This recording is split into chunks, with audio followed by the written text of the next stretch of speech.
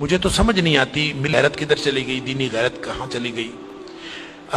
ہم پتہ نہیں زندہ ہیں، ہمارا زندہ رہنا جرم ہے اگر ہم ان کی مدد نہیں کر سکتے۔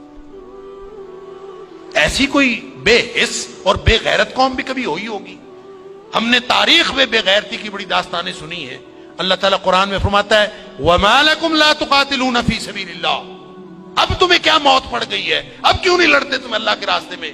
وَالْمُسْتَضْعَفِينَ مِنَ الرِّجَالِ وَالنِّسَاءِ وَالْوِلْدَانِ الَّذِينَ يَقُولُونَ رَبَّنَا أَخْرِجْنَا مِنْ هَذِهِ الْقَرْيَةِ ظَالِمِ أَهْلُهَا، پوری دنیا پر ظلم کی داستانیں ساری دنیا دیکھ رہی ہے۔ مسجد اقصیٰ کو آگ لگا دی گئی ہے، ہماری بچیوں کو، بہنوں کو، بیٹیوں کو وہ اپنے گھٹنے کے نیچے لے کے بیٹھے ہوئے ہیں، تصویریں سوشل میڈیا پر شیئر ہو رہی ہیں، بچے چھوٹے چھوٹے قتل کیے جا رہے ہیں، کسی کو غیرت نہیں آ رہی۔ مجھے تو یوں لگتا ہے یہ ہماری نمازیں، ہمارے سجدے کیسے قبول ہوں گے؟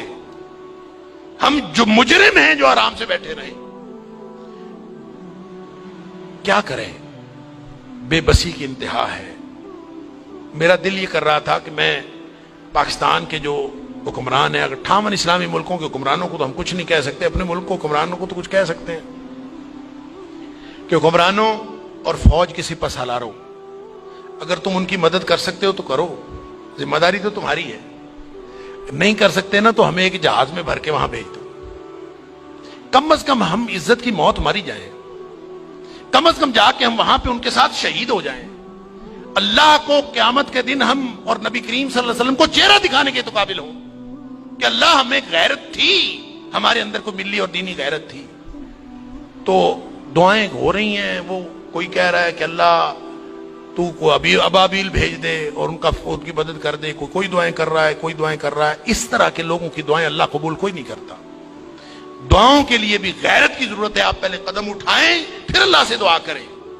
وہ بیچارے ساری ساری رات وہ لڑتے ہیں ان کے سامنے، دعا تو ان کی ہے، اور اللہ نے یہ آزمائش میں سمجھتا ہوں ان کی نہیں ہے، وہ تو جنتی ہیں، وہ تو انشاءاللہ بخشے ہوئے ہیں۔